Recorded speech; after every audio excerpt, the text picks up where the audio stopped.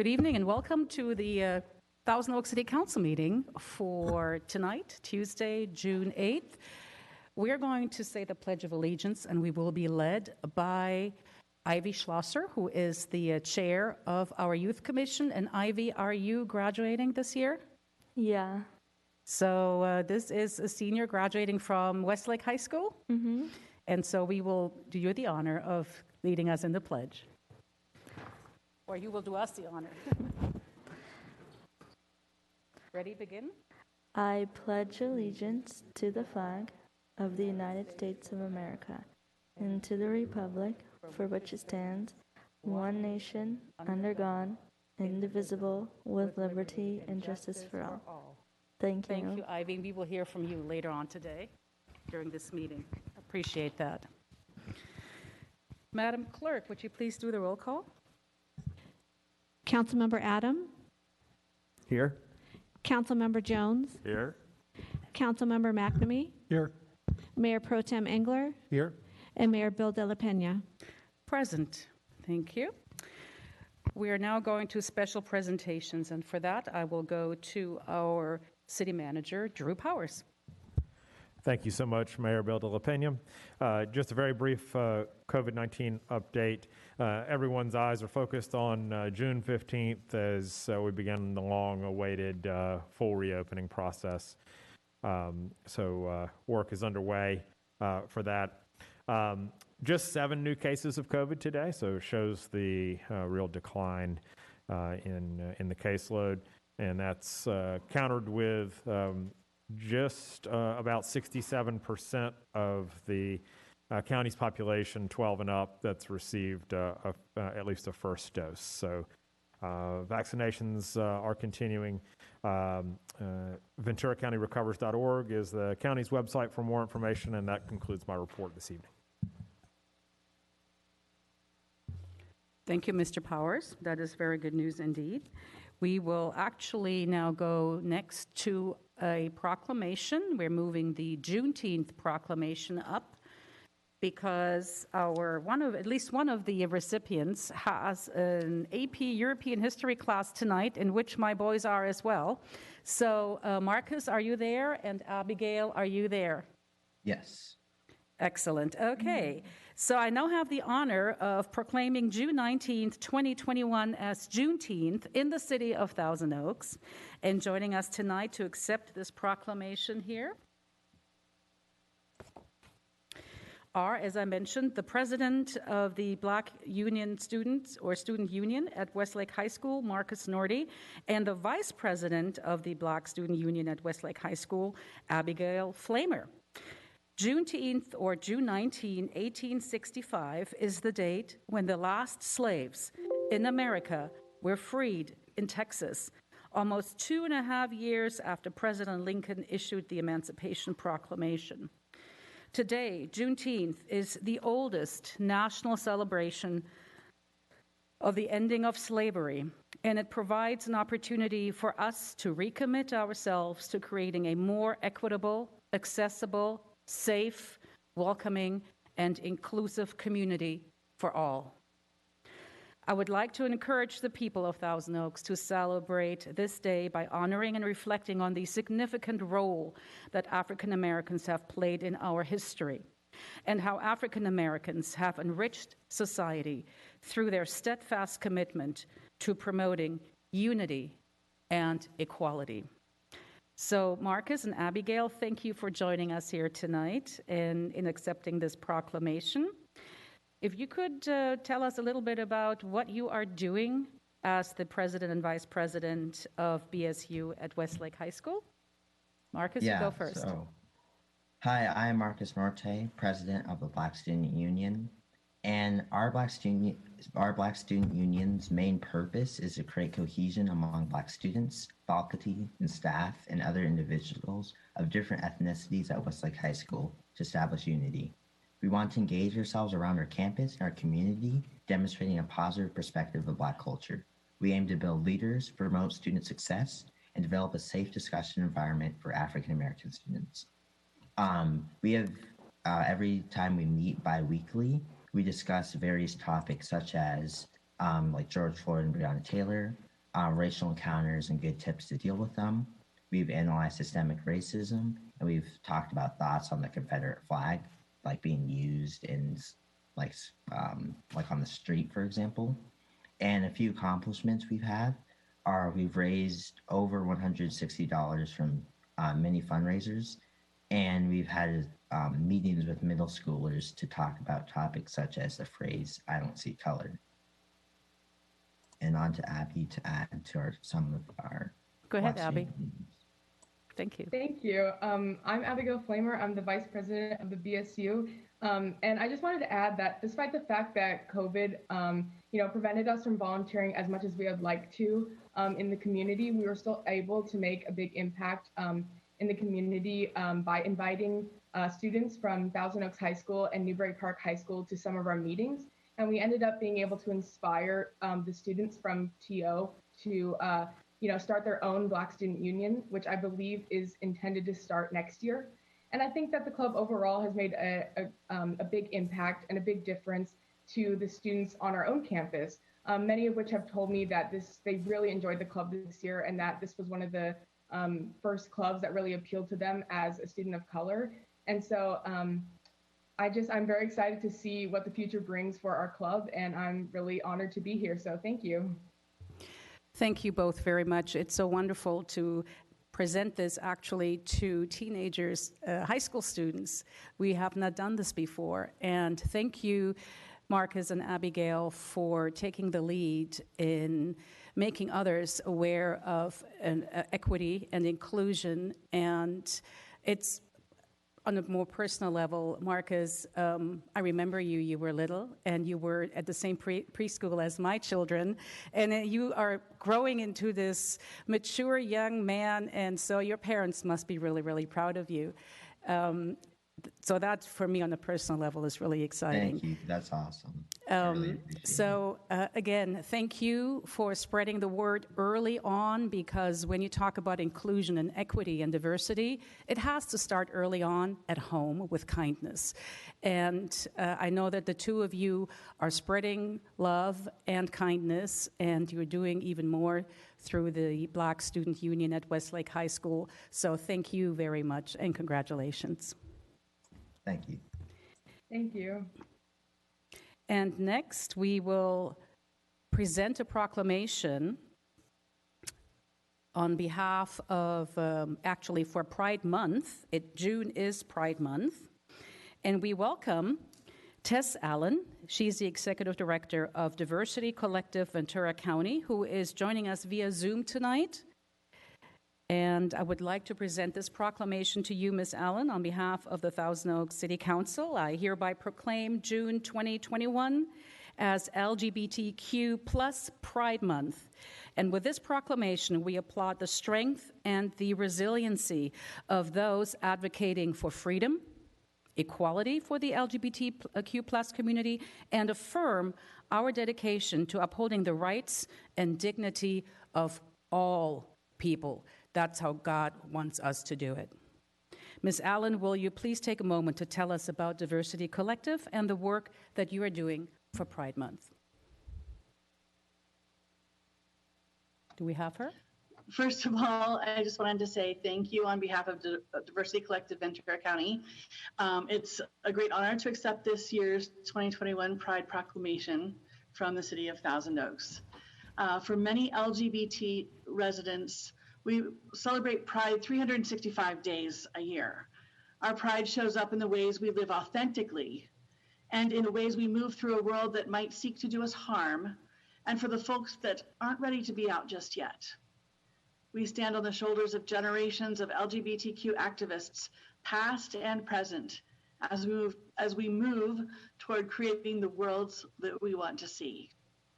At DCVC, our mission is to provide advocacy, visibility, safety, and wellness for the LGBTQ community. We invite you to join us in our mission by attending some of our upcoming events. On June 12th, we're having La Zona Rosa, which is our very first time having a Spanish-speaking drop-in resource fair at our Community Resource Center. And the Mexican consulate will be there, and we'll have a raffle. It'll be a lot of fun. We might even have a taco truck. On June 19th, we are holding an open house and our Roll Up Your Sleeves for Pride vaccine mobile clinic, where you can come and no appointment and get your vaccines. And then on June 26th, we are co-sponsoring and coordinating with Oxnard BLM Pride for their march at Plaza Park in collaboration with the Oxnard Lgbtq, BLM VC, and Families First, and a few others. And please save the date for August 21st for Ventura County Pride. We always do ours in August. If you want more information, you are welcome, and please do email us at info@diversity.org. And my ask to our City Council and to all Ventura County residents is that we continue to move beyond words and into actions. Being an ally is not just an adjective. It's showing up and being love in motion. May we continue to show up for one another, and may we keep doing the work to make a community that is safe, inclusive, and equitable for all.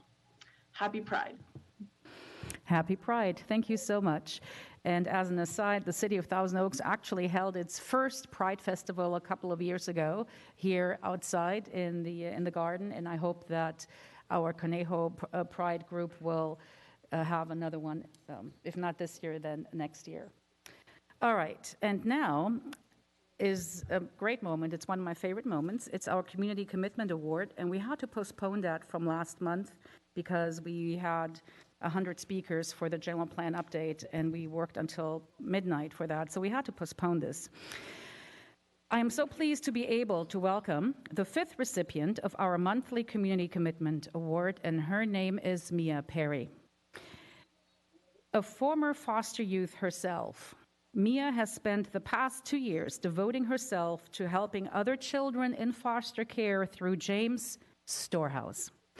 Even during the most demanding months of the pandemic, Mia jumped in to assist the most vulnerable among us. Mia has a special gift for working with the foster youth and provides them with valuable emotional support and encouragement. As the director of James Storehouse, Stacy DeWitt, explained in her nomination of Mia, Mia brings joy to everyone she encounters and is a bright light in our community. Please meet Mia Perry.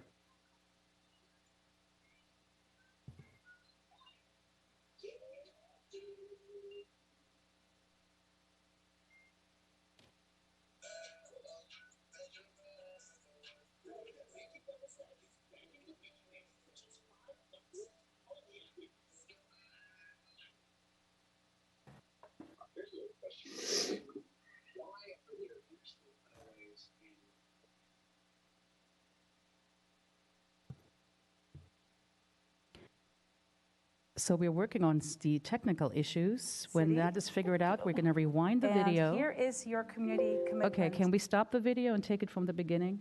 There you go. Sorry about that. I'm Claudia Bill de la Pena, Mayor for the City of Thousand Oaks. And today, I will present the Community Commitment Award for the month of May to an extraordinary person. Her name is Maya Perry. Congratulations, Maya. Thank you so much. This is for you on behalf of the City Council and the city. Thank you. And here is your Community Commitment Award. Thank you. Congratulations. Now, Maya, this award goes only to very, very special people. After the year that we have had during the pandemic, the year of 2020, we want 2021 to be the year of light. And we're looking for rays of light, and you are one bright ray of light here in our community because of your extraordinary contribution and passion for foster youth here at James Storehouse in Thousand Oaks. You've worked and actually volunteered for them, what, 3 years? Yes. Tell us what you are doing with foster youth, from the little babies to older kids. We just give clothing items and whatever they might need to them to help them thrive and grow and be great in the community. So as someone who has gone through the foster system yourself, why are you doing this? Just to give back, and we didn't have anything like this growing up. So it was just got a lot of hand-me-downs and stuff, so it's nice to be able to give and give back to the community. You were just simply extraordinary during the pandemic, where everybody was so afraid to get out of their houses to help others, yet you didn't even think twice about it. Tell us why. I'm not much of a homebody, so when they said everyone has to stay home, I'm like, okay, what can I do that I can still get out and see at least a few people? And it was just helping volunteer and keep me busy. How does that make you feel when you reflect upon your own experience? I just love it. I love seeing their smiles with the little toys that they get or a simple clothing item. Just it makes me happy. Maya, I'm so excited that you're receiving this award. You are so deserving of this award. You are an incredible person. We are so blessed to have you here at James Storehouse for these 3 years and looking forward to more. Your intuition and your care for people is really, really genuine. And you are our baby care specialist. Whenever we have baby gear that people are needing, foster parents are needing for the placement of the children, and we don't know exactly what we need to get, you know exactly what stroller, exactly what car seat, and you make everyone feel cared for and loved.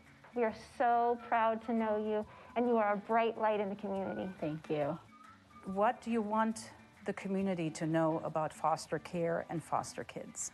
That there's always children in need, and if they could ever help, it'd be a blessing on them and everybody else.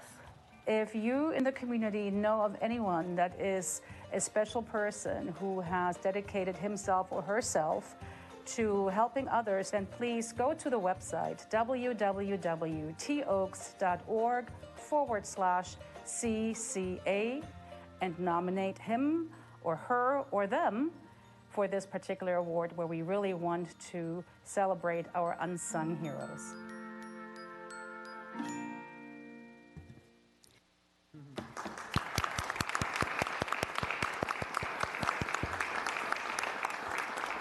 And Maya, I'm so sorry. It's okay. Maya and Stacy are here in person today. That is so wonderful. You're our first recipient to be here in person since we opened up City Hall again to the public. And what a delight it is to see you. Maya, if you want to say a few words, you're welcome, or Stacy. Congratulations. Thank you for this honor. Thank you. You're doing so much, and you're a wonderful example. You're a success story. You really are. You should be proud of yourself. Stacy, would you like to say a few words? Yes, I just wanted to say thank you so much for this special honor and for shining a light on the children in our community who are experiencing foster care. Thank you. It's great to see you. You too. Good luck with everything else. Thank you. Keep us updated.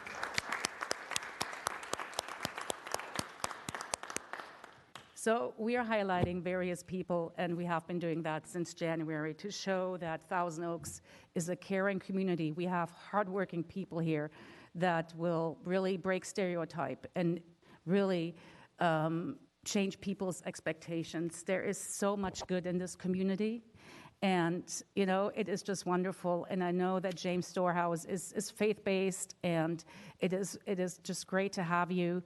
And I really want our community to see all the many race that we have and make our community special. Kindness is what counts. Compassion is what counts. And I really appreciate that very much. So thank you. And with that, we're going to go to public comments. Madam Clerk. This is a time and place for public comments. A speaker card is available for those wishing to address the City Council regarding items on the agenda or on a subject within the city's jurisdiction. Speakers for public hearing during the public hearing. Council as a whole, and all documents and the official record. Clerk speaking. Speakers are requested to state their name and community of residence. 10 individuals have presented cards, and pursuant to council standards, speakers are allowed 3 minutes, and the yellow light displays when you have 1 minute remaining. Thank you. So we're taking these speakers in the order in which they registered. We put out our agenda at 5 o'clock on Thursdays, the week before the council meeting, and that is when you have a chance to go in and register. So the names that I'm calling are the names that were received when they registered. All right, first up we have Jeff Schwartz, followed by Gloria, and then Clint F. Again, you have 3 minutes, Madam Clerk. Is that what you said? Because you were breaking up a little. Okay, 3 minutes, and if you would please state your place of residence, that would be wonderful, or city of residence. Good evening. Jeff is joining us via Zoom, I believe, yes?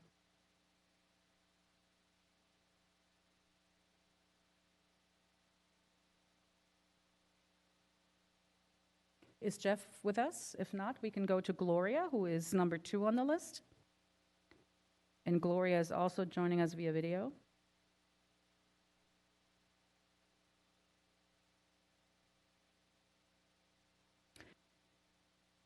And if Gloria is not there, how about Clint?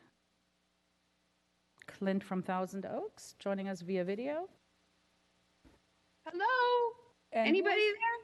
Yes. Hello? So who is calling? Is Gloria? It Gloria? Gloria, since we have you, why don't you go ahead? Oh, thank you so much. I had problems. Okay. Ventura County Health, Gloria, Newberry Park. Ventura County Health Department safety disinformation of so-called vaccine. During May 18, 2021, COVID report, Mr. Vargas spits out disinformation about COVID jabs, saying vaccines are very effective and safe, prevent serious illness, and prevent death, with no indication of sterilization. Let's analyze falsehoods. According to CDC's VAERS system, from 2009 to 2019, less than 1,600 deaths. Contrasting the 4 months in 2021, 4,000 deaths, 30 dying daily. Vargas' deception is an outrage. We know it's only 1 to 10% of actual deaths and adverse reactions, likely vastly higher. Safety trials end in 2023. Hiding from the public are animal trials halted because why? All animals died. Connecticut published Moderna Vax ingredients include deadly poison SM-102, not for human or veterinary use. Sterilization, there's been a 366% increase in miscarriages from December 9, 2020 to March 7, 2021. Clearly, the government-hired behavior psychologist statements coerce and manipulate public opinion to take the jab using deceit. Where's the evidence? With private businesses, responsibility and constitutional role of our government is protecting rights of the individual and do no harm, so do your job. Do we have Jeff Schwartz? Is he back? If not, we will go to Clint. No Clint. Okay. Then Jennifer Gross. Do we have Jennifer Gross? Yes, I'm here. Can you hear me? Yes, go ahead. Hi, my name is Jennifer Gross, and I'm a 40-year resident of Newberry Park. In addition to my concerns about traffic, the vision Mr. Maradian has been sharing with the neighbors of the Borchard property will eliminate the view of the mountains that I have enjoyed for nearly 20 years, as well as the views of my neighbors enjoy. I find the timing of Mr. McNamee's Facebook post interesting. Yes, it's the day of the council meeting, but yesterday they also finished not only mowing the Borchard lot, but stripping it down to the dirt with a tractor. It took a couple days. That's what I want to talk about tonight, the plowing of the Borchard lot. A dirt lot, as Mr. McNamee calls it. It is not even what you would see in June after the Borchard lot was mowed for weed abatement. You would see a mowed lot, vegetation mowed to a few inches from the ground throughout the property. And throughout the year, the vegetation would grow back.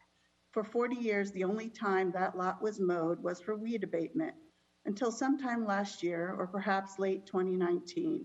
Then it started to be plowed regularly. maybe once a month or every 6 weeks. And that's continued through yesterday. I thought it was to keep it neat to impress someone, but after Mr. McNamee's comments last council meeting, I think it was to keep it looking like a dirt lot, which is not what it typically looks like. It is the look Mr. Maradian has created over the past year or so. I've been hoping for a really good rainy winter so that those who don't know anything about that property but are now paying attention can see what it's like after a winter of good rain. Lakes form, the cattails grow taller than me, and the ground can stay wet all year after one good winter of rain. But if we have a good rain this year, it will be different because the vegetation isn't being permitted to grow, and who knows what that will bring. Perhaps some catastrophe of mud that we have never seen here is in the works. I can only anticipate what Mr. Maradian and Mr. McNamee will then say about the mud lake that couldn't possibly be a floodplain because there is no vegetation. I personally respect authenticity over manipulation of perception. Thank you. Thank you. We have next Dan Twed, followed by Karen Wilburn.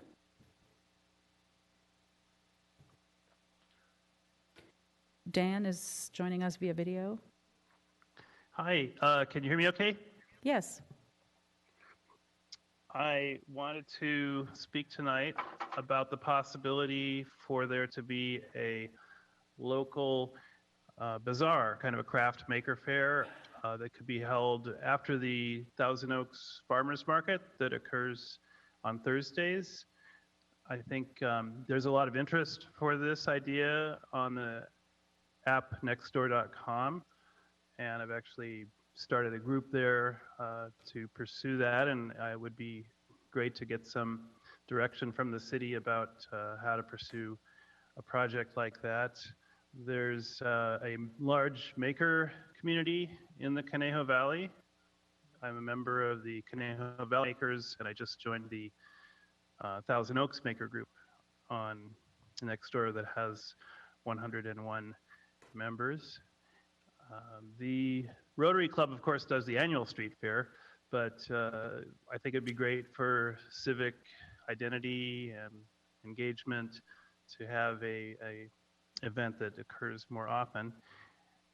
In fact, I'll be having a booth next to the Conejo Valley Maker booth at the October 17th Rotary Club fair, and I'm hoping that we get a great turnout for that. The COVID pandemic time has been very hard, and I think people are really eager to get out and have some interesting evening events to participate in.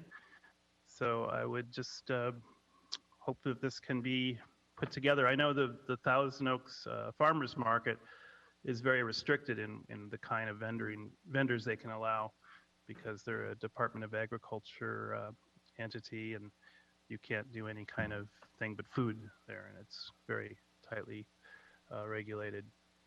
So that's my comment, and if I could get some direction about what department of the city could perhaps be useful in coordinating an event like that. And thank you for your time. Thank you. The city manager will make comments at the end of public comments. Our next speaker is Karen Wilburn, followed by Julie Giacomo, and then our own police chief. Oh, yes.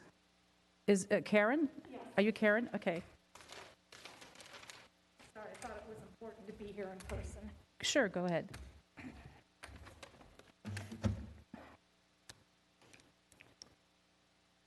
Thank you. Honorable council members, yesterday, Councilman McNamee posted misinformation on his Facebook page accusing Linda Parks of blocking development on the Borchard parcel to compel the property owner to sell the land to the Santa Monica Mountains Conservancy. This was a blatant untruth. This caused a flurry of posts in support of Parks, and at 2:30 today, he took down his post and all the replies. However, the false information had already been read by many.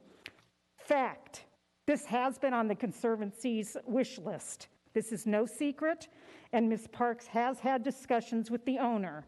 That does not constitute blocking development. Fact, there has never been an approved plan on this lot as claimed in Mr. McNamee's Facebook post. That is the big lie. Fact, the city has only been approached twice with development proposals. The first was in 1991. Ms. Parks was not even on the Planning Commission. The plan was either denied or withdrawn by the owner because mitigation costs were prohibitive. Then in 2003, Centex Homes drew preliminary plans. After discussion with the planning department, they too realized the costs involved and withdrew their offer to buy the property. Those plans never even made it to the Planning Commission. In 2003, Linda Parks was a county supervisor and had no power over the issue. Fact, neither of these proposals occurred during a period in which the supervisor had any jurisdiction to affect the outcome. So big lie number 2. Mr. McNamee clearly has a political bias against Ms. Parks, and that is his right. However, as a member of the City Council, I do not believe he has the right to use his position to forward his own personal agenda, and at the expense of the residents of Newbury Park. This is politicking at its ugliest. Councilman McNamee, I am publicly calling on you to support your allegations. When and what specific actions has Supervisor Park taken that have prevented development? When were these supposed approved plans approved? If she has done as you've claimed, you should be able to provide this information. I respectfully ask the other council members to encourage Mr. McNamee to comply with our request, and I thank you for your time.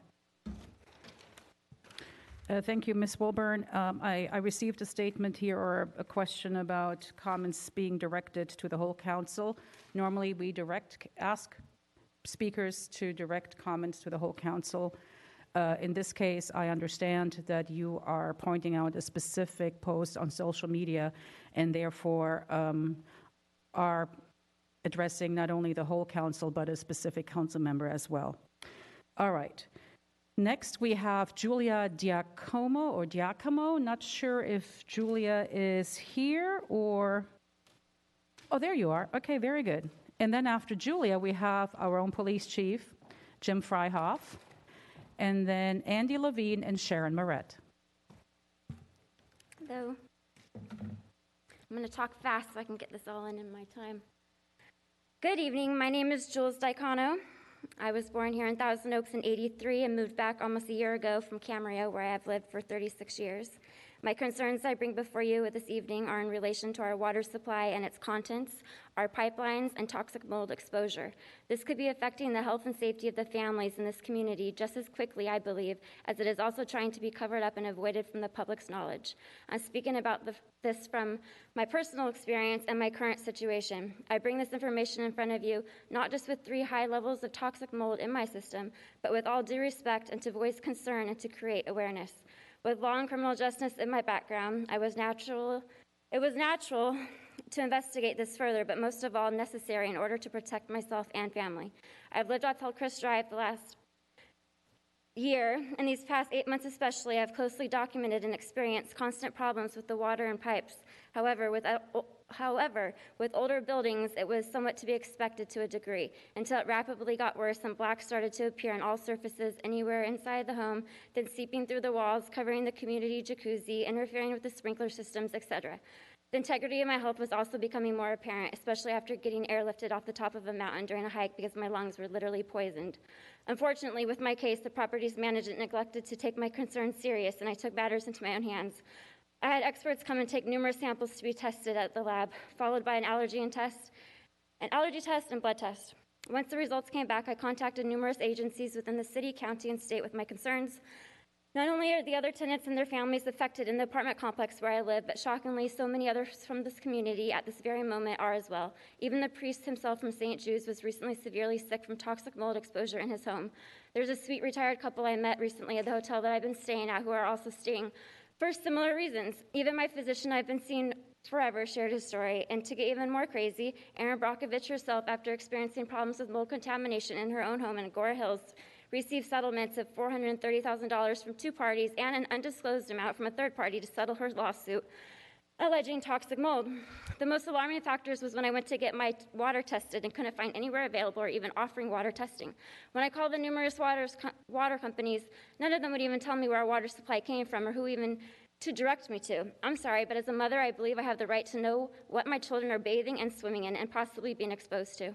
Next, alarming and most obvious factor, attorneys aren't taking cases anymore in this area relating to toxic mold or water damage. Not even Aaron Brockovich's attorney, who was one of the dozens I personally spoke with, which makes me conclude that they're most likely being threatened or paid off not to take on these cases. Even going on local hikes and noticing the water contamination and extreme water shortage just within these past few months alone is extremely alarming. Our pets are also being affected, who drink the water more than any of us and are having unusual health issues and abnormalities such as growth, infections, even death. I personally don't believe in coincidences, but everything aside, I would like to know basic information about our water. Where does it come from? And most importantly, what is in it? What started off as a private and simple concern about my in particular residence has now possibly become a huge classic action civil lawsuit. As Dave Asprey quotes, environmental toxic mold exposure is a massive health crisis that very few are aware of. Thank you for giving me this opportunity to speak before you, and any suggestion, referral, or guidance would be much appreciated. Thank you very much. Thank you. Staff will address your comments. Next, we have Thousand Oaks Police Chief Jim Freihoff speaking for Catherine Beck. Yes, good evening. Good evening, Mayor, Council, staff. One of our local residents who's currently experiencing homelessness just asked me when I got here if I would speak on her behalf to show support for those organizations, including Lutheran Social Services, who do provide services for our homelessness, for them to continue to be able to have the support from the community so they can provide those needed services. Thank you. And she didn't mention Harbor House? No, LSS, Okay. but Harbor House is also a great nonprofit that is able to help with our people experiencing homelessness here in Thank you. Ventura Thank you, County. Chief. That's great. Thank you so much for doing that. Our last two speakers are Andy Levine and Sharon Moret. Welcome back to City Hall. Okay. Oh, thank you. Andy Levine, Newbury Park, California. Good evening, City Council, staff, and public. At the most recent City Council meeting, a staff person responded to a resident who asked that residents be able to vote on the huge change that the state was requiring the city to do, or else face process of losing state funding. The staff member replied, a vote was not required. I remember when the City Council member lost her seat when she called residents NIMBYs. I would like the City Council to vote openly on this matter to see who respects the public and who does not care about the public. Some of the City Council members have lost their way. Their roots used to be in Soul Grove.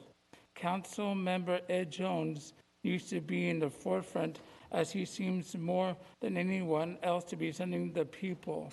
Mass amounts of affordable housing has already designated for Newbury Park.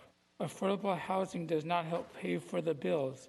We also need recreation in Newbury Park, including a theater. And for a side note too, I think Newbury Park is taking so much of the brunt of things, and we need other things. If there's a big fire like what happened a couple of years ago, how are we supposed to get out in time if we're gonna have so many people? And maybe it's time for people in Newbury Park to get together and say, we need to be our own city. And for the second comment I have is, the state has imposed their will, sometimes wrongly and sometimes correctly. A Ventura County supervisor may be recalled because she enforced the laws that the state set down, including calling wine stores and essential businesses and house of worship non-essential. The Supreme Court has now ruled against calling house of worship non-essentials. Thank you. Sharon Moret.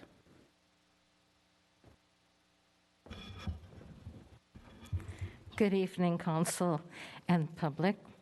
The state has already lost population, not gained. They have lost major businesses that are moving to states without income taxes.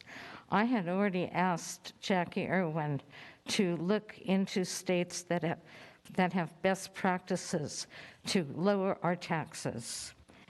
However, this has not been done. Instead of bowing to the state, we have to make sure that the state answers vital questions.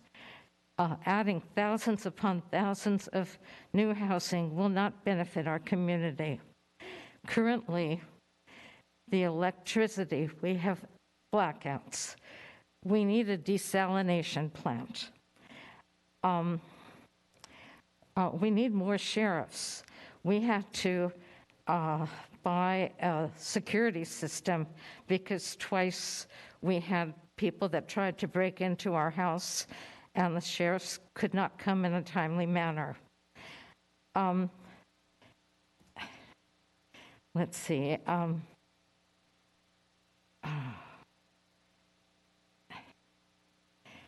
A shelter needs to be built and shared by Ventura County cities. Instead of making our parks dangerous. And also, shuttles are very expensive now. This will be something that will add to the problems. Let's see. We need a lot of questions to be answered by the state, and nothing should be done in a hurried manner. Our citizens deserve the right to vote because this is major, major changes. Thank you. Thank you, Ms. Moret. That concludes our public comments, and I will now turn it over to our city manager. Thank you so much, Mayor Bill de la Pena. Just two matters of follow-up. We'll have staff follow up with Mr. Tweed, his questions regarding the Makers Fair to go in conjunction with the Farmers Market. That's held at the Oaks Mall on private property, but we'll be happy to make the connection there, and we'll follow up with them tomorrow. And I saw that both our Deputy Public Works Director and Assistant to the City Manager followed up with the Speaker regarding water quality concerns. Thank you. I also wanted to address a comment brought up by the Speaker, who's actually leaving right now, regarding Borchard Road. I just wanted to clarify that there was actually in 1977, and this information is from staff, that there was a development approved in 1977. Linda Parks was probably a high school student at the time. For 145 lots for single-family detached homes. That was approved by the City Council in 1978, but it was never constructed. And since then, there has never been a proposal that went through the official planning process, not even to the Planning Commission or even the City Council. So I just wanted to bring that up since it was brought up during public comments. All right, and with that, we will go to the consent calendar. Any item that my colleagues would like to remove or pull out to discuss? Let me see. Mr. Adam. Thank you, Mayor. No need to pull anything here, but I did want to comment on two items. The flashing yellow arrows for left turns, very popular here in the city, keeps traffic moving. We have 14 of them now. This consent calendar will add 7 more, and we've identified 20 in the future. So we're going to keep traffic moving here in the city of Thousand Oaks. And we are going to build a sidewalk along Los Feliz, which runs parallel to Thousand Oaks Boulevard. It's a mile long. We're going to have more parking. We're going to widen the streets. We're going to put in a sidewalk, and it connects directly to Conejo Elementary School, so kids can walk up that sidewalk and go to school. So just one more effort on the city to keep people hopefully walking and maybe out of their cars. Thank you. Madam Mayor? Mr. Jones. I'd just like to say that I like the taste that we have in elevator companies. I particularly like the name Next Level. Are there any other items that my colleagues would like to pull from the consent calendar? If not, then I'm asking for a motion. I'll move we approve the consent calendar. Okay, motion by Mr. Jones. Can we please have a roll call, Madam Clerk? Councilmember Adam? Yes. Councilmember Jones, Aye. Councilmember McNamee, Yes. Mayor Pro Tem Engler, Yes. and Mayor Bill de la Pena. Yes. And that motion carries 5-0. Excellent. We will now go to our public hearing, which is the almost $500 million budget. So, Madam Clerk, could you please open the public hearing? Hearing advertised as required by law is open to consider Agenda Item 8A, the proposed fiscal year 21-22 and 2022-23 operating and capital improvement program budgets. And Madam Mayor, at this time, we do not have any speakers. Thank you. Let me see here. Let me go find the page. I think we will go to our most excellent finance director, Jamie Boscarino, for the presentation. Good evening. Good evening, Madam Mayor, City Council members. It's nice to actually be able to give this presentation here in person. Wasn't sure during this whole 6-month budget process if I'd be able to get to this point and actually present you in person. So it's nice to be able to be here doing this. I'm presenting our fiscal year 2021-22 and fiscal year 2022-23 operating and CIP budgets.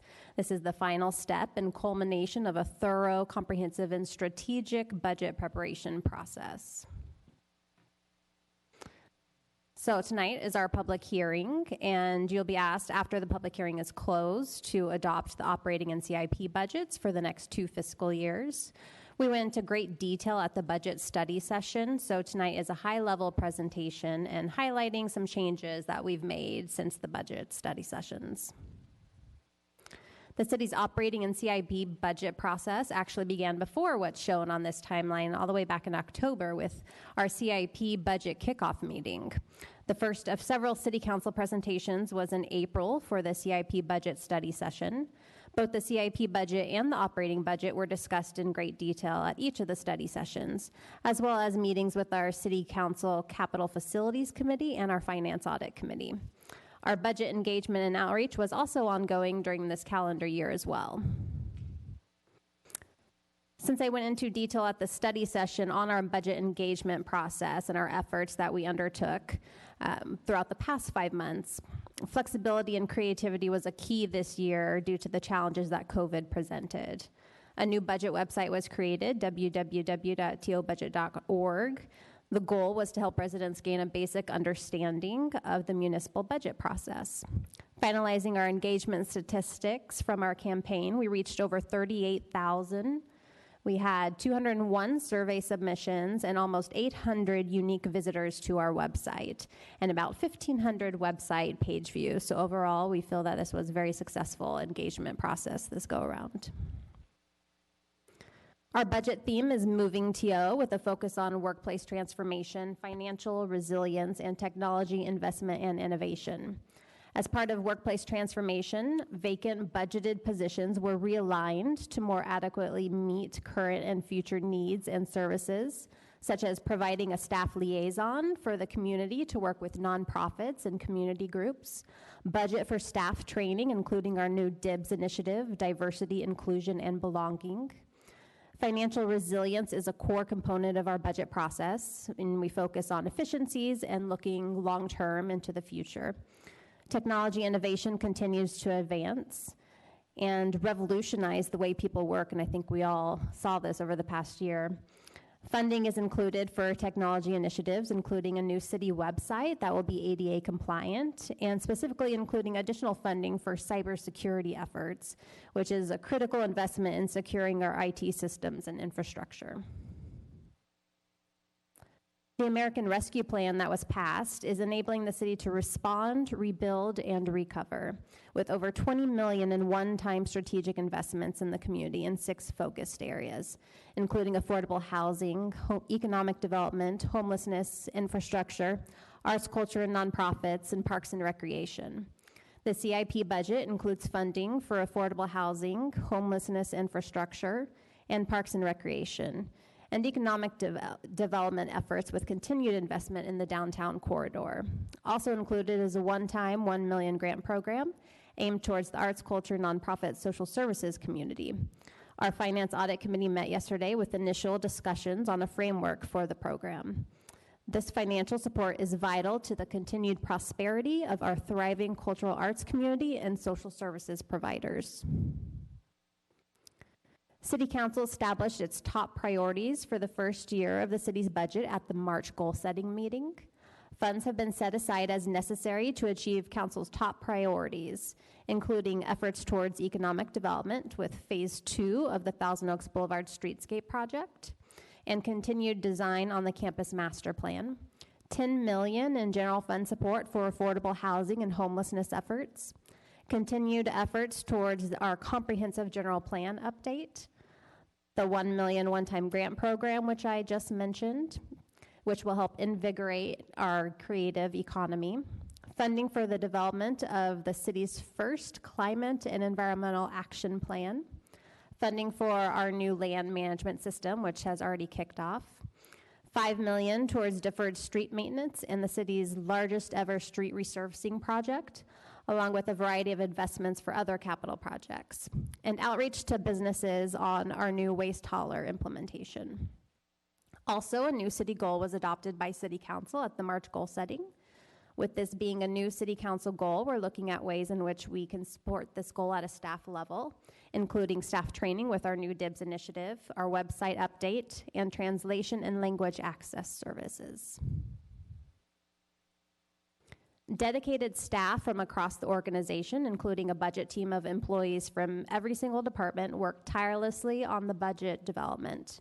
This included a thorough analysis of existing projects and programs, future needs, revenue and expenditure projections, staffing levels, any laws and new regulations, City Council goals and priorities. Our finance budget team reviews every single account in the proposed budget. This is a lengthy process, but you can be assured that what is presented to you tonight is a prudent investment of revenue, as we have analyzed every penny. The budget is structurally balanced, thus ongoing operating revenues exceed or meet ongoing operating expenditures. Our general fund reserves are only being used to support our CIP projects or one-time initiatives, and that is key, that we're operating within our means. City Council's reserve policy is 20%, which includes a 15% working capital and 5% emergency reserve of our general fund and library fund budgeted expenditures and our CIP project budget carryover. And that reserve amount is met in this budget as well. And our theaters fund is again supporting itself without the need for any general fund assistance. The operating budget is divided into multiple sections as listed in this slide, with an overall citywide budget summary, general fund summaries, other summaries by fund, a position summary, and policies and performance measures at the end. I'll now provide a high-level overview of our two-year budget. The proposed budget for the first year is $241.7 million, with the bulk of the budget in our general fund, our discretionary fund that provides a wide range of services. Our next two largest funds are our water and wastewater funds. The three funds together comprise almost 3/4 of the city's overall budget. The proposed citywide budget for fiscal year 2022-23 is a decrease to $22.8 million. And that's because that first year of our budget, we're focusing on those strategic investments in the community to meet City Council's top priorities, such as our housing, homelessness, and infrastructure investments. With the general fund being the largest fund, I'm going to spend the next few slides going over a high-level summary of our general fund. The proposed general fund budget for fiscal year 2021-22 is $93 million. As you can see, the majority of the revenue is from three revenue sources: sales tax at over 1/3 of revenue, property tax, and property tax in lieu of vehicle license fee revenue. The proposed general fund budget for fiscal year 22-23 is $93.5 million, and this is slightly higher than the first year. This chart shows revenue broken out by type and the proposed increases or decreases. The primary reason that we are only projecting a 0.5% increase in the second year is due to the decline in revenue from other agencies, that line, which is revenue from federal and state sources. The first year includes our second tranche of the American Rescue Plan funding that we'll be receiving next year, which we will not receive in the second year of the budget. So that's the reason for the decrease in revenue from other agencies. We are expecting sales tax and transient occupancy tax to continue to recover as the economy further reopens. And speaking of sales tax, I know I showed this sales tax dollar at the study session, but it's important to emphasize how our 7 1/4 sales tax, which is the minimum in the state, is divided. Our state's general fund gets the largest share of the sales tax dollar, with Ventura County Health and Welfare receiving the next largest share. And then the city actually receives about 13% of every dollar. So a small portion of the sales tax paid in Thousand Oaks actually directly comes back to the city to be spent on services within the city. And it's very similar with our property tax dollar as well. I've said this before, but the city incorporated without a general municipal property tax, and we now receive a small share called TEA, or tax equity allocation. The bulk of the 1% property tax from Thousand Oaks residents and businesses goes to our local school district, the county, our fire district, and the state education fund. A portion is also directly allocated to our own libraries and can only be spent on library services. And then also our Parks and Recreation District receives a share as well, and the Ventura Community College District. The proposed general fund appropriations budget for fiscal year 21-22 is $105.2 million. Although the majority of the budget is for salaries and benefits and police services, the capital budget in the first year is $16.4 million, and that, again, is primarily due to our planned expenditures on affordable housing and homelessness. The proposed general fund budget for fiscal year 22-23 is $96.2 million, and that's a reduction of almost $10 million, again, primarily due to the decrease in capital projects to only $2.1 million in the second year of the budget. Salaries and benefits costs are proposed with moderate increases each year, and police services increases are based on the contract rate increases, as well as maintenance and operations costs increasing due to no longer receiving asset seizure funds to pay for any police costs. Maintenance and operations increase in the first year is due to a variety of factors, including our $1 million one-time grant program, increase in technology costs, and an increase in funding to CRPD for additional rangers for COSCA. Capital improvements is increasing again in the first year due to those proposed projects, and transfers out is increasing due to the transfer for street maintenance. As staff has been working on the past month of finalizing our proposed budget, I just wanted to highlight a few changes that were made from the study session. In the general fund, overall, there was a $0.7 million decrease in the first fiscal year of the budget, and that was primarily due to a decrease in the general fund transfer out to our library fund. After receiving almost all of our property tax revenue in our library fund, we updated our projected ending fund balance in the library fund this current fiscal year, and we're anticipating a much larger surplus in our library fund to the tune of a little over $1 million. And so we were able to reduce the general fund's transfer to the library next year. There was also some other minor adjustments made that accounted for a slight increase in the budget in fiscal year 22-23.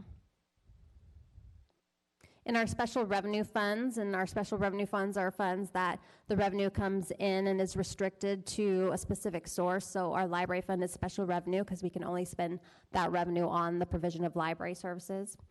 There were two major changes, both due to some governmental accounting policies we had to adopt. First, the Vehicle Code Fines Fund was eliminated. Previously, revenue was deposited into this fund and then transferred to our general fund, and revenue will now be simply directly receipted in our general fund. Second, a Public Educational and Government Access Fund, or PEG fees, that are paid for by cable companies, was in a trust fund, and with accounting standards that we had to update, is no longer being accounted in a trust fund, and it needs to be accounted for in a special revenue fund instead. So we made those changes as well. And finally, there was one major adjustment in our enterprise fund, specifically in our transportation fund, as there was a decrease in transfers out to the East County Transit Alliance, or ECTA fund, due to the addition of federal COVID revenue that we anticipate receiving. There are also other minor adjustments made in the enterprise funds, and the overall result was a decline in the budget for both fiscal years.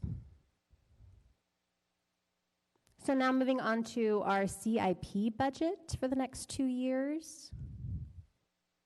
Our CIP budget is broken out into 6 sections, which provide a detailed synopsis of the proposed projects for the next 2 years, and also what is planned in the upcoming 5 years.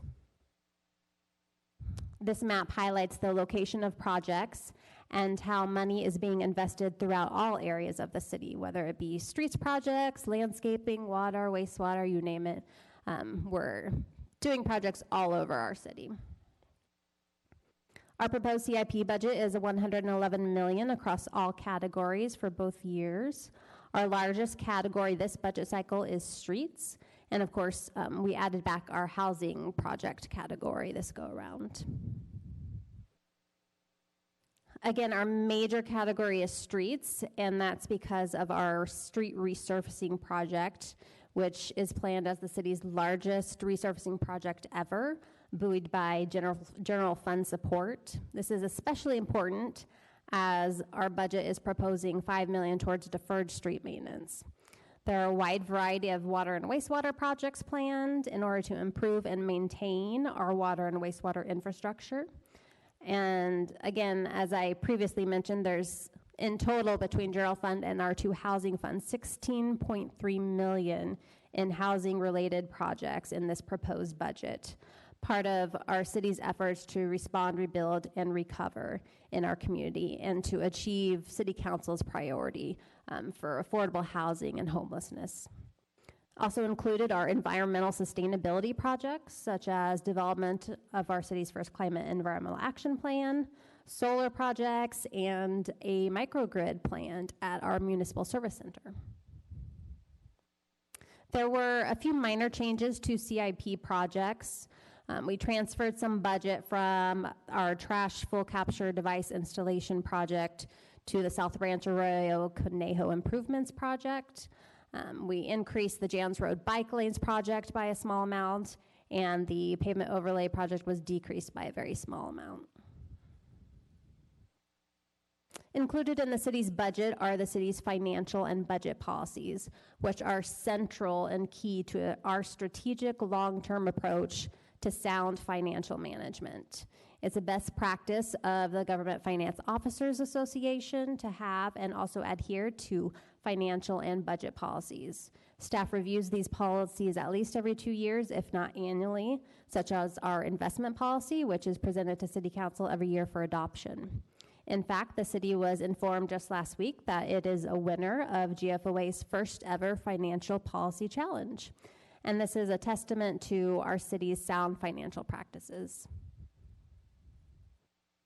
In summary, the proposed budget is structurally balanced and represents a fiscally sustainable spending plan for the next 2 years, while at the same time significantly investing back into our community.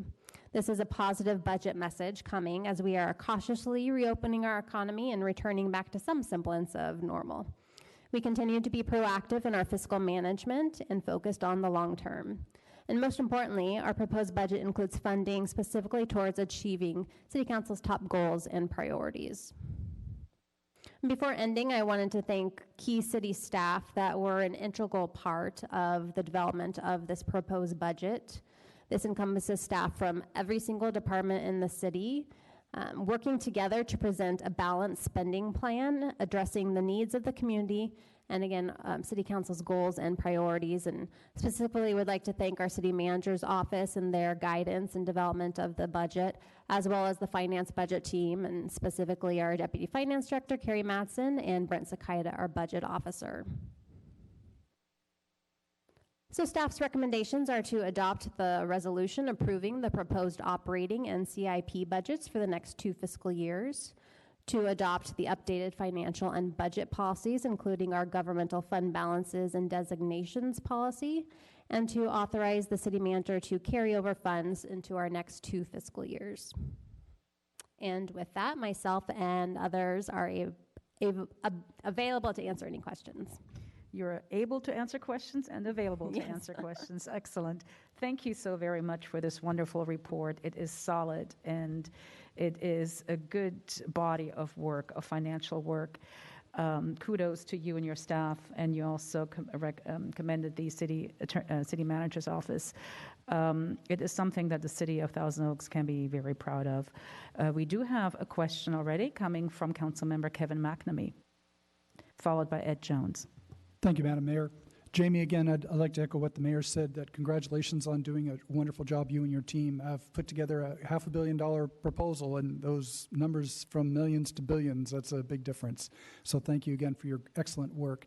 I just also want to comment that I'm a very big proponent and supporter of the library system. In my opinion, if you wish to reduce crime, reduce unemployment, get the children and their parents to use a strong library system, to give them possibilities of what can be in the future through reading.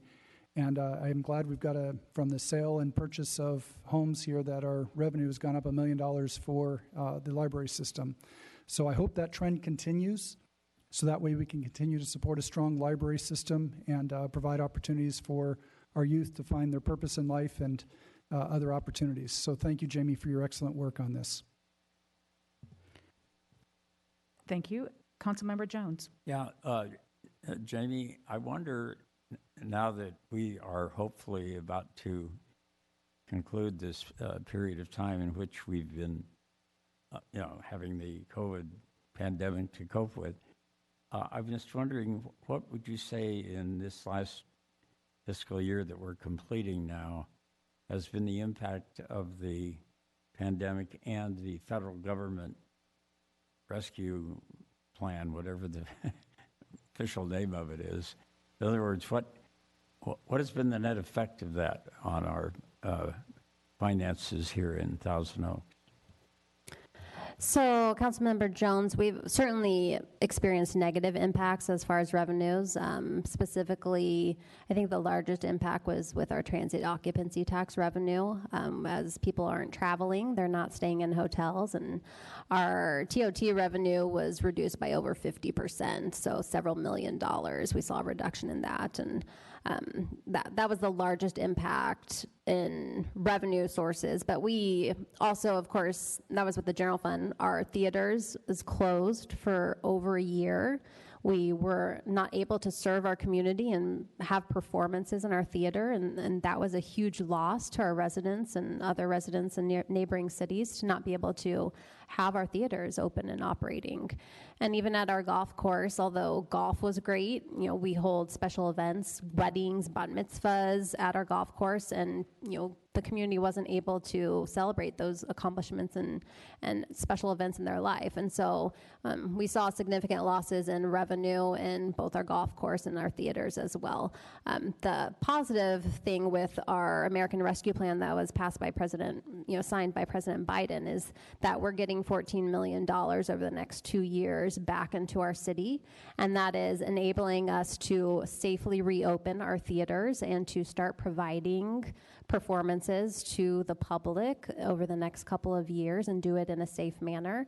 And also, that's helping us with this reinvestment that we're doing back into the community, and $10 million for affordable housing and homelessness efforts and projects.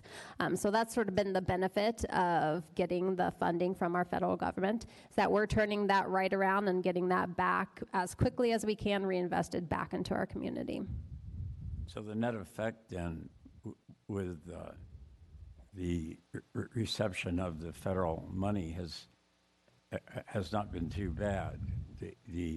Are we pretty well on an even basis because of that funding, or are we still a little bit in the hole from the pandemic?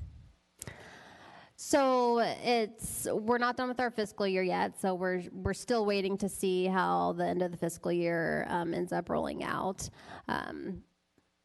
there's certainly lots more that we could do as a city if we were able to receive additional funding.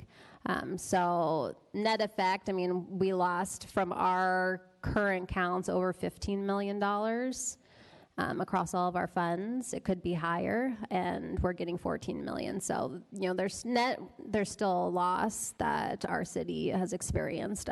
We're certainly more well off than a lot of other cities that rely more on tourism. Anaheim, beach cities, they rely heavily on tourism.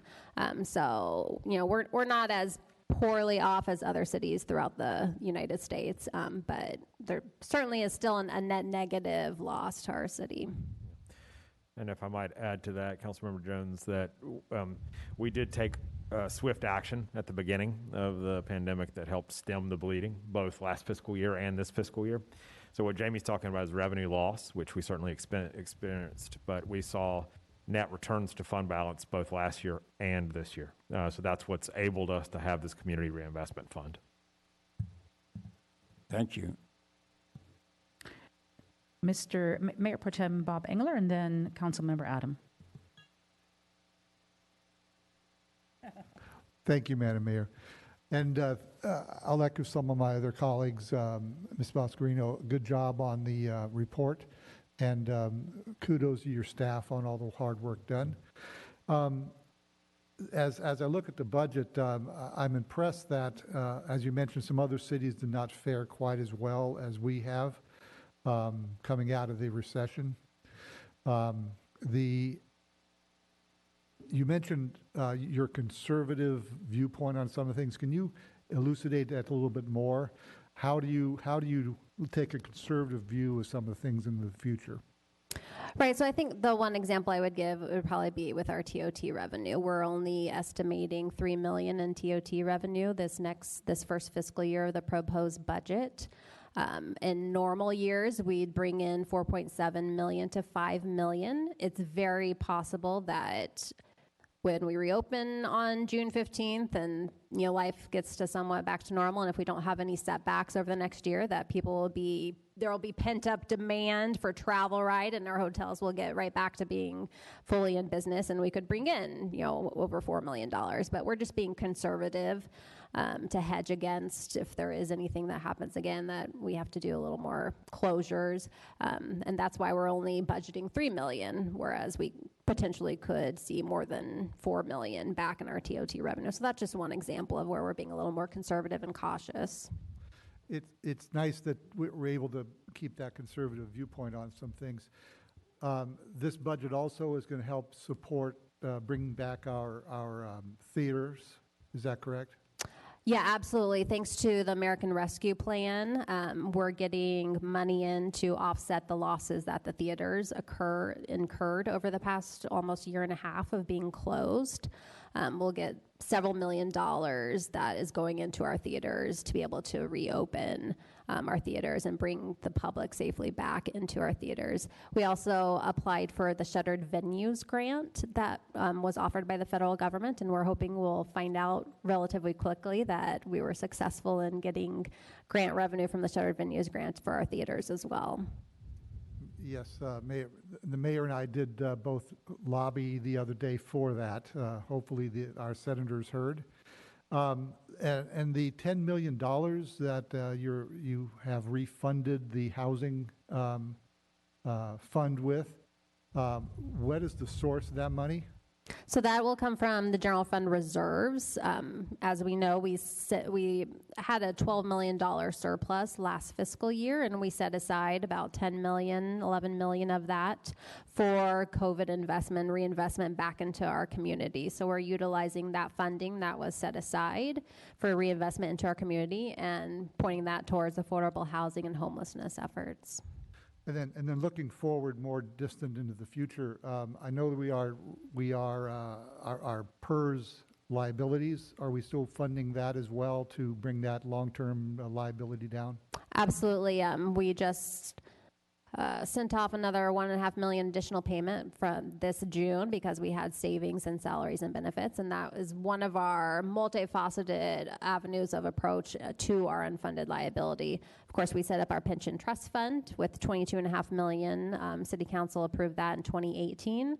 Our last statement, we had brought that balance from $22.5 million just 2.5 years ago to almost $30 million. So just in 2.5 years, we've added $7.5 million in that trust fund that we will be able to, hopefully in the near future, put that towards paying off our unfunded liability. And then, of course, doing the Fresh Start program with CalPERS, and we reduced our mortgage, you could say, from a 30-year to a 15-year. I think we've paid off 2 years, because that was in 2018, of that 15 years. So we have 13 years left to go on that.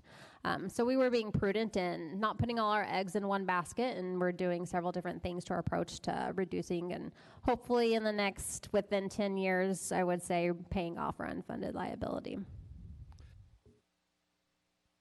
Thank you, Ms. Boscarino. Yep. Mr. Adam. Well, thank you, Mayor. And this really is a strong, positive, balanced budget that will, in fact, move Thousand Oaks forward over the next 2 years. Appreciate all your hard work on it. When I look at some of the projects that we have pending, a tremendous community benefit. As you mentioned, we have a 58-mile street resurfacing project, the biggest street resurfacing project in the history of the city, which will, per usual, give us the #1 rated roads in the county. We're going to finish up that Conejo Creek Southwest Park in conjunction with the Conejo Ricken Park District. We set aside $15 million for affordable housing and to address homelessness, which I think everybody's in favor of. We're going to give $1 million to the arts and some of the nonprofit groups here in town. We're going to build sidewalks in Willow Lane, which will connect the Kmart area to our downtown. We're incentivizing our theaters. We're going to overhaul our website. I mean, these are just a few of the highlights that we'll be doing. And per our goal, our #1 goal of equity and inclusion, we're going to be funding Lutheran Social Services, Safe Passage, Adelante Comunidad, Westminster Free Clinic, a lot of great nonprofits here in the city. So we spend wisely, but we also save wisely. And I know you're always on the lookout to save us a few dollars, Jamie, and really appreciate it. As you mentioned, with our pension refinancing, it's going to save taxpayers $30 million over the next 10 to 15 years. We put aside some money in a pension stabilization fund. It was invested so wisely, you gained $8 million on it. That's a very enviable return for someone in the financial services business. Not bad. We've refinanced our library bonds. We're saving hundreds of thousands there. We just changed our wastewater billing. We're going to save thousands of dollars there. So again, it's wise spending, but also vigilant saving, and I know you're always on the lookout for that. So we've got long-term fiscal stability here in the city. We have low debt, and most importantly, we're going to stay a low-tax city. We have the lowest sales tax in the county, and I think that's just a great benefit to the people that live here in Thousand Oaks. I'm proud of the way you put this thing together and all the departments that were involved. So I guess that kind of sums it up, and maybe I could make a motion if that would be all right. I had some questions, though. Oh, plus it's a public sorry, hearing. Mayor. I have. Last but not least.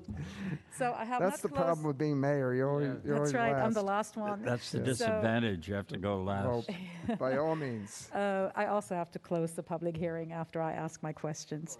All right. The question I have is there have been a few changes since the study session, Ms. Boscarino. Among them is the CIP budget change of the $50,000 transfer to the South Branch Arroyo Conejo improvements. Can you elaborate on that? I'm going to let our either Deputy Public Works Director or Public Works Director come down and discuss that change. Sorry, I put you on the spot there, Cliff. Or Natter. Cliff, okay, our Public Works Director.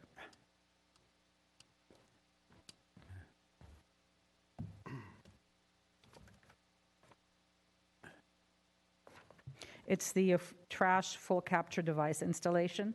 Oh, yes. Okay, thanks. I'm sorry, I didn't have Yeah, didn't no, have it that's open. fine. Madam Mayor, council members, good evening. Yes, the transfer is simply to, we are hoping to work on getting the folks over in the off of Orchard Road out of the floodplain. So this is to fund a study. We're moving that money over to do that project. Or did I go the wrong direction there? No, I think this is it. No, we had a study done by the U.S. Army Corps of Engineers. Yes. So how did that go? So that is concluding, actually. They have decided that there is not enough evidence for them to continue to participate in the project, but it has allowed us to work closely with the county. So we're now going to be looking at a project jointly with the county that might improve the flood zone out in that area. Thank you so much for that news. I appreciate that. All right. And with that, I wanted to just again thank staff. Oh, Mr. Powers. Just before the council acts, I don't want to speak after you've taken action. I just would be remiss if I didn't once again say a special thank you to our finance director, Jamie Boscarino, as somebody that does a lot of recruiting for various positions across the state. I can tell you that we are extremely fortunate and well-served with Ms. Boscarino's leadership. And as evidenced by this, there's really nothing more consequential that a city council does than adopt a budget and a two-year budget. And to have a budget as strong, perhaps one of the strongest that I've been fortunate enough to see in my 20 years in local government. And I'm just really pleased to work with a council that has a commitment to strong fiscal practices and a finance team and supporting resources in all the departments to get us to this point. So I just wanted to end with those thoughts. Thank you. I don't think there will be any more questions, so I will close the public hearing. And then what I would like to say is that indeed this is a very strong budget coming out of a pandemic. This is simply amazing, and it could not have been done with the foresight, the pre-planning, and then the actual quick thinking in terms of how do we manage all of our employees. And I want to thank those employees that were furloughed and just hung in there. I really, really appreciate it, some of whom were actually disaster workers and helped with the different state programs to help the homeless, with the vaccinations and so forth. And I want to just kudos to Darren from the theaters department. Isn't he great? So he just, whenever you need him, he will jump in and help out. And that is what makes Thousand Oaks great. It's not the council. It is the employees who make Thousand Oaks great. And I just want to thank, again, the finance department for that. And now, Mr. Adam, would you like to make your motion regarding the budget? Yes, the 1, thank 2, you, and 3? Mayor. Appreciate that. With all that in mind, I will move 8A, the operating and capital improvement program budget for the city of Thousand Oaks for the next 2 years. Madam Clerk? Councilmember Adam? Yes. Councilmember Jones? Aye. Councilmember McNamee? Yes. Mayor Pro Tem Engler? Yes. And Mayor Bill De La Pena? Yes. And that motion carries 5-0. Excellent. Thank you. And don't forget, Jamie, don't forget the arts. The arts had been left holding the bag this entire year. And they must be recognized and they must be helped. All of them in Thousand Oaks. Thank you. We will now go to, I believe, the Youth Commission. Yes? All right. Let me go to that page real quick. All right. So we have the Youth Commission annual report, and this will be presented by graduating senior, who is graduating tomorrow, by the way, right? At 5 o'clock, is it? From Westlake High School. My son will be playing in the band Pomp and Circumstance. I'm so excited about that. But what's even more special is that you persevered, all the seniors at all of our local high schools. You persevered. You hung in there. Online schooling is, you don't even get me started. And you made it happen. You were resilient. I know that at Westlake High School, we had, believe it or not, 50 valedictorians, 50. I mean, in a pandemic year, is that crazy or what? If if you graduated valedictorian or even graduate, I mean, you are just a hero to me. So you're here to present your last report with your two friends, Catherine Shu and Shaylee, right? Is it Shaylee? You are special people. You are go-getters, and there is no doubt in my mind that you will succeed in life. But you couldn't have done it without Francine, right? Absolutely. There you go. Francine, I believe this is her last council meeting for the Youth Commission. At the end, we're going to give you a standing ovation, Francine. We have to. So, Ivy, I've talked long enough. Go ahead and please present your Youth Commission annual report. Thank you. Good evening, Mayor, council members, city manager, and staff. My name is Ivy Slosher. I am the 2020-2021 chair of the Youth Commission. I'm a senior at Westlake High School, and this is my last year serving on the commission. As always, our year included hosting events and developing programs that had clear impacts on the community as determined by the 2020 Youth Leadership Summit and Implementation Plan. We had a challenging and exciting year, but we were resilient, adjusted to health orders, and never canceled a meeting or event. We had outstanding guest speakers at all live stream meetings on the topics of college planning, general plan, environmental education, transportation, inclusion, school safety, mental health, teen scams, and vaping. At every meeting, we had school representatives from CVUSD schools and local private schools. This year, we also had the unique opportunity to participate on committees and provide input on two large city projects, the Climate Action Plan and the Thousand Oaks General Plan Amendment 2045. As you know, we have been hosting a dance for our peers with different abilities since 1974. This year, committee chairs Alper and Friedman created and hosted a Party in a Bag luau-themed virtual dance. Participants picked up a bag of luau decor at the drive-thru, and DJ Slick hosted a Zoom dance. Commissioners, staff, and guests danced for over 1.5 hours and had time to chat at the end of the party. It was a wonderful experience, even though it was not in person. We have also been implementing the Youth Recognition Award since 1980.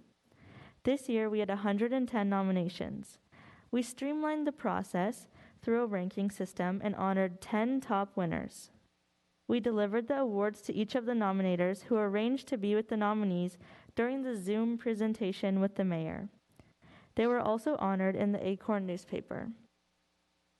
Based on feedback at last year's Youth Leadership Summit, the Youth Commission created implementation subcommittees.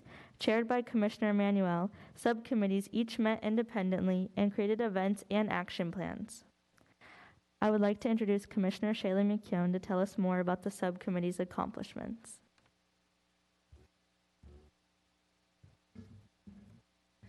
Good evening, City Council and Mayor. My name is Shaylee McKeown, and I have been on the Youth Commission for 5 years. The Mental Health and Vaping Subcommittee was led by Vice Chair Nash and Commissioners Friedman and Swanson. The group focused on mental health awareness and e-cigarette disadvantages. The subcommittee partnered with the local nonprofit Bright, Building Resilience and Inclusion Through Engagement, who presented at our December 2nd live stream meeting. Working with Bright, the group decided a virtual scavenger hunt simulation, which includes educational opportunities at each step, was the best choice for the target audience of elementary students. Bright has implemented the virtual reality scene into their exposition of behavioral health. I chaired the school safety team with the assistance of Commissioner Melton. The main goal was to help youth understand the importance and awareness in practicing school safety and make their students feel safer in learning environments. The Thousand Oaks Police Chief James Freihoff was invited to have an open dialogue meeting with the Youth Commission and community students about school safety, COVID safety, and overall community safety. The main project was writing an article using information from officials in the community. We interviewed Chief Freihoff and Dr. Hayek, the Deputy Superintendent of the Conejo Valley Unified School District. The article was published in April in the Acorn and sent to local high schools to be shared with their students. The Recreation and Inclusion team was led by Commissioner McCary, and they had quite the challenge, but they figured out a way to engage students. They worked with CRPD Therapeutic Unit staff to host a program for some of their participants to be involved in creating marketing pieces for events. They decorated spaces, took pictures, and came up with the flyer for the therapeutic dance. The Environmental Subcommittee was led by Commissioner Shu. The topics of focus were education on climate change and environmental issues, and providing youth with the resources to take action. This subcommittee created instructional videos that focused on environmental topics like repurposing. The committee worked with elementary school STEM teachers to distribute these videos to reach a larger audience of youth. Educating youth at a young age is crucial for the future. The committee also co-sponsored a Tedx countdown event called Tedx Thousand Oaks, which focused on empowering youth in the community with resources to take action in combating the climate crisis. This event was hosted virtually, and speakers included Senator Henry Stern, Helen Cox, and students from Westlake High School. If you are interested in viewing any of these programs or educational pieces developed this year, please let us know and we will provide them to you. Now I would like to introduce Commissioner Catherine Shu. Good evening, Mayor, City Council, and staff. My name is Catherine Shu, and I have been on the Youth Commission for 3 years. I will be a senior next year, so I'm looking forward to continuing to serve the community. This past year, we strived to participate more in our local government. We continued our partnership with the General Plan Committee, in which the staff of the committee participated at a forum at our March meeting, where over 50 youth attended to provide feedback for the land use survey. The commission also heard reports from me about the Climate Action Plan and Commissioner Emanuel, who sits on the General Plan Committee. The Commission has been interested in being more civically engaged and utilized to provide input in legislation, projects, programs that affect youth. In the past 3 years, during my term, we have had the opportunity to be engaged in regional youth discussions, such as the National League of Cities, and a leadership summit at CLU. So attending these conferences have allowed us to learn from what other youth are doing at their cities and in their communities, and we can bring these ideas back to our city as well. In the future, we hope to have more opportunities to attend and learn at these conferences, so we will be able to provide more input on local projects such as the General Plan and the Climate Action Plan. This has been a great benefit not only to the youth, but to the city. The youth voice and youth perspective is now more important than ever, and it's crucial that we are heard when we're making decisions in the city. While we believe we have had a great impact over the years, some of our programs have been in existence for over 45 years. And while they are updated annually, we believe it is time to look at these programs and our purpose to make sure we are really making a difference in our community. Next term, we are recommending to the Commission to find new ways to be heard and involved in planning, safety, diversity and inclusion, environment, and other matters as they pertain to youth. We absolutely appreciate the opportunity to be engaged and assist with outreach in both the Climate Action Plan and the General Plan. We want to thank the staff from both of these committees for including us in the process, and we hope to increasingly advise the City Council and maintain direct communication to include youth perspectives in community matters. We encourage city staff, agencies, and City Council to utilize us in projects and programs and to truly value the youth perspective that we bring to our community. We would like to thank staff from Conejo Valley Unified School District, Conejo Youth Employment Services, Conejo Recreation and Park District, the city, and volunteers for assisting us this term, especially our adult liaisons, Sarah Daub, Leanne Petrus, and Pete Martinez. Are there any questions? I'm going to ask my colleagues. Are there any questions from my colleagues? I don't think we have any questions. Was that the end of your report? Mm-hmm. Well, on behalf of the council, I want to congratulate you on a wonderful conclusion to this year, school year. Ivy, are you the only one graduating from you are also graduating. Congratulations. The best of luck to you. If you could pass with flying colors through this pandemic, I'm sure your future is super bright. And thank you for your contributions to the Youth Commission. And I would also like to take this opportunity, because it is her last meeting as a Youth Commission advisor, so to speak, Francine Spriegel. Francine?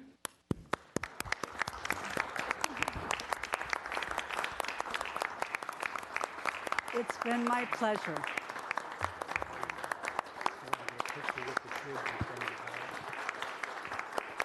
Francine, we'd like to take a picture of you with the young ladies in front of the dais. Francine has been the coordinator not only for the Youth Commission but also the Council on Aging. She's the one who has been guiding our youth over the years through their many terms on the Youth Commission, and there has never been anyone quite like Francine. She is like a mother to everyone. She's like a best friend to everyone, a confidant. Francine, you are very, very special, and thank you so much from the bottom of my heart, and I'm sure my colleagues as well, for all that you have done. And I know you're off into retirement, but you have made a difference in these young ladies' and gentlemen's lives. They're going somewhere. They're going places. And you had a lot to do with that. If you want to say a few words, please go ahead. It's been my pleasure. I couldn't have asked for a better place to work. Thank you.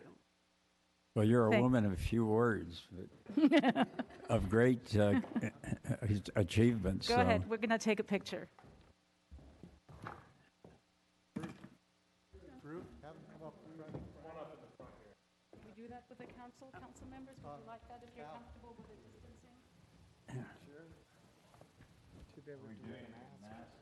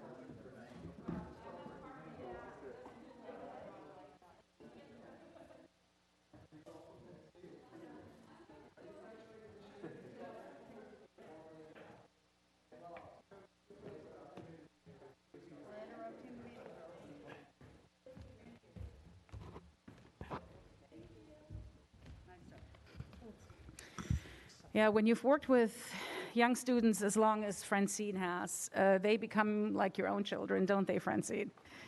They do. Well, she works with seniors as well. Yes, she does. She's their daughter. Gets them coming and going. All right. And with that, we will move on to item 10B, which is a Community Funding Review Committee, Social Services Endowment Fund grant recommendations. And for that, I will welcome the chair, Anne LaFianza, and I believe she is joining us via Zoom. Yes. Hi, Anne. Hi. It's so nice to see everyone, even on Zoom. And I would just like to reiterate before I begin that there is no one like Francine. She is That's true. a very There's special no- woman and will be greatly missed by all of us. So I would like to say good evening to the mayor and council members. My name is Anne LaFianza, and I am joining you tonight representing the Community Funding Review Committee, or CFRC, to present the recommendations for the fiscal year 2021-22 Social Service Endowment Fund Awards. The Social Services Endowment Fund, or SSEF, provides operational support grants to local nonprofit agencies offering essential public and social services to low-income persons in Thousand Oaks. The city's budget process includes the support of the SSEF program by appropriating $100,000 annually. City Council has awarded approximately 20 SSEF grants annually to social service organizations over the past 20 years. The SSEF grant applications were accepted from March 15th, 2021 through April 15th, 2021 for fiscal year 21-22. 23 interested applicants attended a grant workshop that was held virtually on March 17th, 2021. Public outreach for the grant programs took place in March and April and included information on the city website, postings on social media channels such as Facebook and Twitter, informational emails to previous SSEF grant applicants were also sent. 23 SSEF applications were received with a total request amount of $223,300.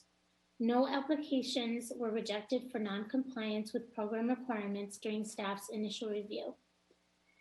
CFRC reviewed applications and scored them based on several criteria, including the organization's mission and background, program goals and objectives, and how low-income Thousand Oaks residents will benefit from the program.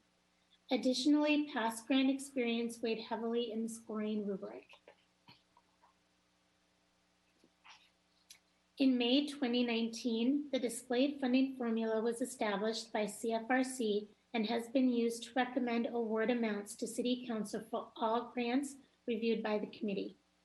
Based on the original allocation method and CFRC scores, only 10 of the 23 applicants would have received funding for SSEF. During the May 12th meeting, the committee voted to amend the allocation method for this grant, opting to spread the SSEF funding amongst more organizations.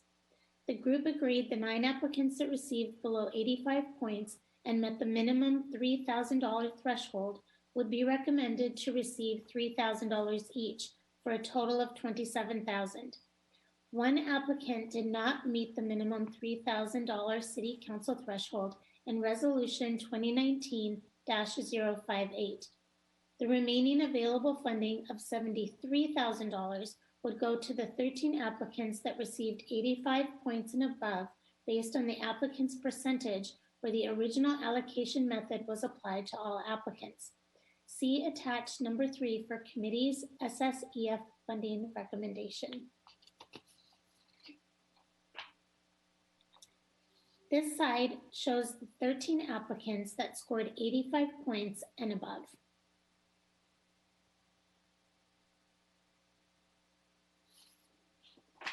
This slide shows applicants who scored below 85 points.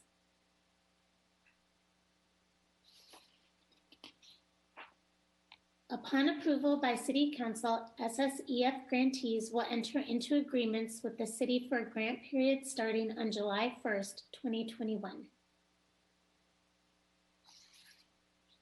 And now, Melissa Hurtado, Assistant to the City Manager, and Lynn Oshida, Community Development Analyst, are here to assist with any questions. Thank you so much. Thank you. I'm glad that the committee was able to help more organizations with this new funding. And I have to say that If it weren't for all of these organizations receiving funding this evening during this pandemic year, if it weren't for them during this pandemic year, I don't know what would have happened to our seniors. I don't know what would have happened to our unhoused. I don't know what would have happened to our very low-income families. Some of them are the hardest workers. They go to the Westminster Free Clinic for free health care. I don't know what would have happened to the families with food security if they hadn't had the help from Manna or many mansions, even legal help.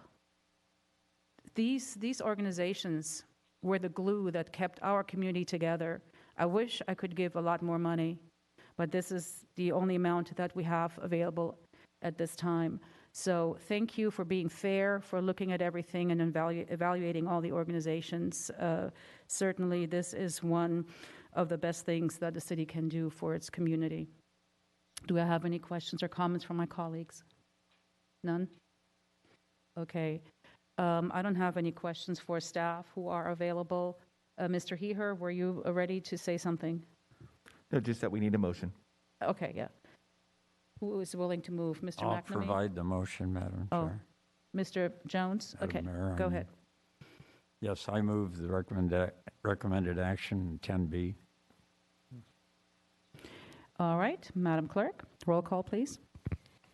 Councilmember Adam? Yes. Councilmember Jones? Aye. Councilmember McNamee? Yes. Mayor Pro Tem Engler? Gladly, yes. And Mayor Bill De La Pena? Yes. And that motion carries 5-0. Excellent. We now go to item 12, which is council issues and recommendations. There is nothing listed under council issues, but I would like to take this opportunity to report on a couple of events that I attended and that I found very emotional. I attended a celebration for our special education seniors graduating from various local high schools. This was organized by Special Education District Advisory Committee. They put on a virtual celebration on a Friday evening, and I never thought that I would be on Zoom dancing in my chair to the music that they were playing, but here I was dancing. My kids thought I was crazy and were slightly embarrassed. But it was just wonderful to see the kids and the families. We were talking about a pandemic year, an online learning year, and the teachers put so much effort into this, the aides, the caregivers. But for special ed kids to get through this year of online learning, that was just the best proof of resilience that I have ever seen. So 200 kids graduated from the various local high schools and are moving on to the next chapter in their lives. That celebration was very touching. I also attended a leadership presentation by elementary school children at Conejo School Elementary School, which is right off of Tio Boulevard. And it was actually presented by the Open Classroom Magnet School. And these kids, this is a school with a high population, Hispanic students, Latino students. And it is the school where a lot of white families left. And these kids are just so amazing. They are so amazing. I was blown away, and I was so happy that I was invited to attend that. We have little leaders in the making, bilingual leaders in the making, and being bilingual is so very important in this day and age. If you speak 3 languages, even better, but bilingual, I'll take that. So, then finally, I would like to just remind my council colleagues from where we came. Mr. Adam and I have been on this council for a long time. I've been on this council longer than Mr. Adam, but we have worked very hard to have cohesion on the council and to be able to work with one another. It took a long time to achieve that, but we were able to achieve harmony on the council. And I'm just very emotional about this because I've worked very hard on this. I don't want any council member to put all of that, the hard work, at risk. We do not use the dais to attack elected officials from our partner agencies. no matter what our personal beliefs are. We simply, out of civility and decorum, don't do that. Now, what you want to say privately on your social media account is wonderful. You can do that for speech.